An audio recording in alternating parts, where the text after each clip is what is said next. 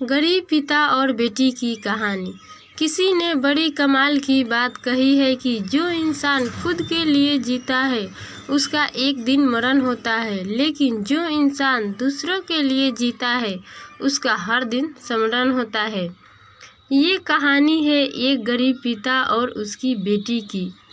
एक गरीब पिता अपनी बेटी के साथ शहर के एक बहुत महंगे होटल में पहुंचा।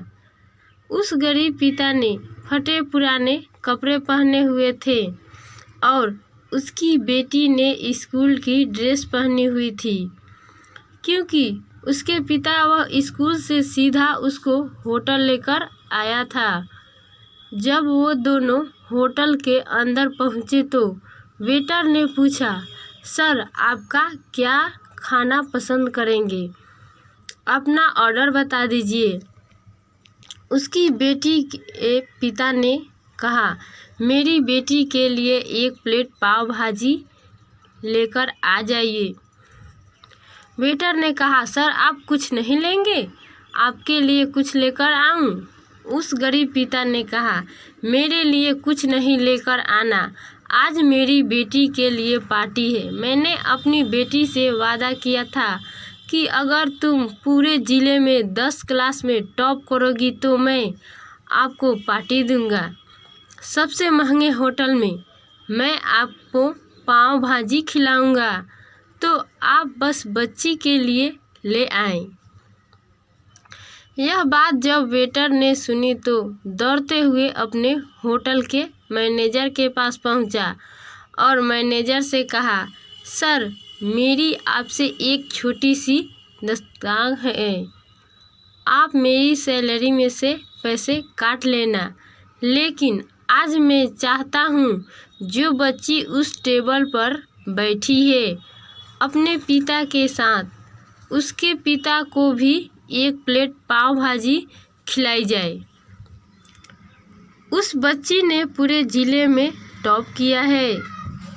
सर वो गरीब पिता है, ज़्यादा पैसे नहीं होंगे, इसलिए कह रहे हैं कि सिर्फ बच्ची के लिए ले आओ। तो सर मैं चाहता हूँ कि मेरी तरफ से उन्हें भी पाव भाजी खिलाई जाए।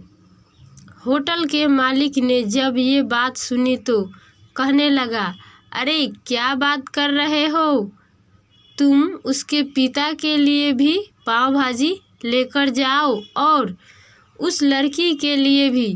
पैसे मत लेना, 3-4 प्लेट पाव भाजी पैक भी कराकर ले जाओ और 2-3 किलो मिठाई के डिब्बे भी साथ ले जाओ और उनसे कहना कि यह पार्टी जो है होटल की तरफ से है। हमारी बेटी ने पूरी ज़िले में टॉप किया है।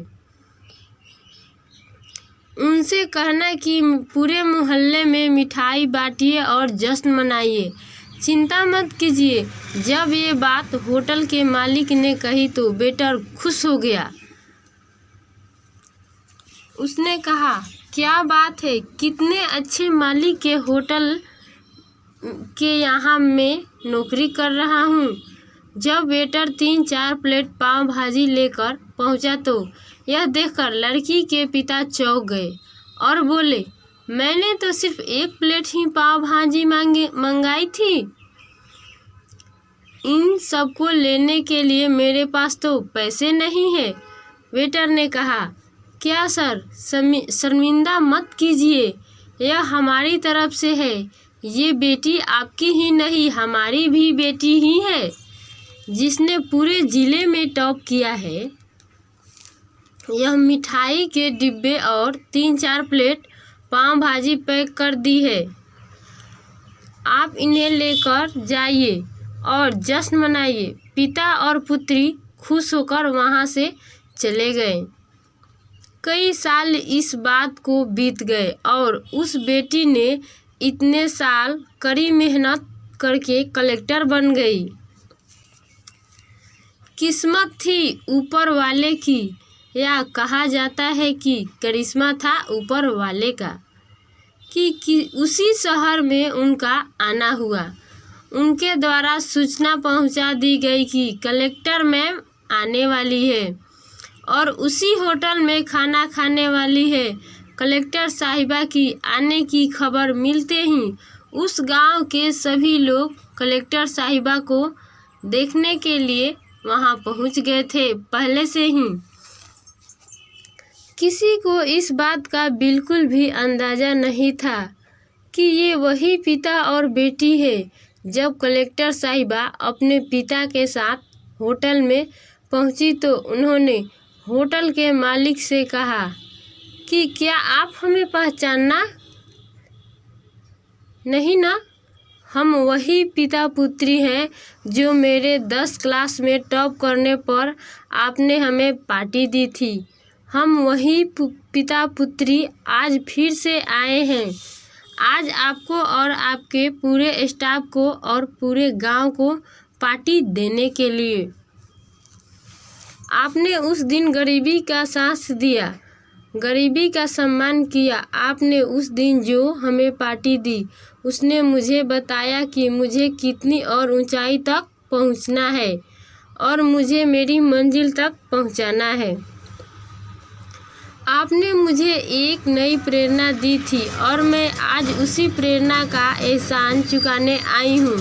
कलेक्टर मैडम अपने मन की बात कहती जा रही थी और उनकी आंखों से आंसू बहते जा रहे थे। होटल का मालिक और वेटर दोनों हाथ जोड़कर खड़े थे और कह रहे थे, क्या बात है, ऊपर वाले का आशीर्वाद है। छोटी सी कहानी है लेकिन सिखाती है कि कभी किसी भी गरीब का मजाक मत उड़ाना और हो सके तो उसकी मदद करना, और अगर मदद ना कर सके तो मजाक मत उड़ाना, क्योंकि वो सब देख रहा है। बनना है तो उसकी नज़र में अच्छा बनिए। प्लीज़ दोस्तों, अगर ये वीडियो आपको अच्छी हो तो लाइक शेयर और चैनल को सब्सक्राइब करना ना भूलें। धन्यवाद।